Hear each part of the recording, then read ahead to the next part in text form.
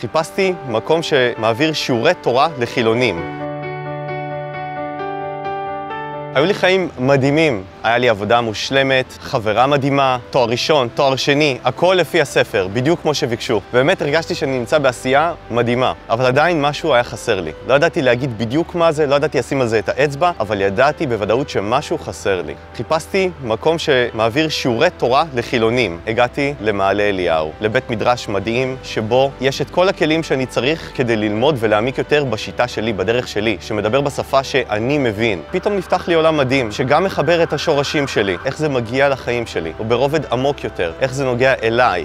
התחלתי ללמוד גמרא, התחלתי ללמוד כתבים של הרב קוק, התחלתי ללמוד חסידות, התחלתי ללמוד מה זה בכלל אומר כל הדברים האלה. והיום אני מרגיש שאני מבין הרבה יותר, ויודעים מה? זה עדיין לא מספיק לי. צריך כל יום, כל היום, וזה מה שאני מחפש, והנה מצאתי כאן, בתל אביב. הנשמה שלכם צמאה, רוצים להתחזק, רוצים ללמוד תורה במקום רציני וגדול. ישיבת מעלה אליהו פותחת מסלול לבעלי תשובה בתוך הישיבה, כאן במרכז תל אביב, קרוב להכל, כולל מגורים, שבתות ביחד, אירועים, מוזמנים להירשם עכשיו.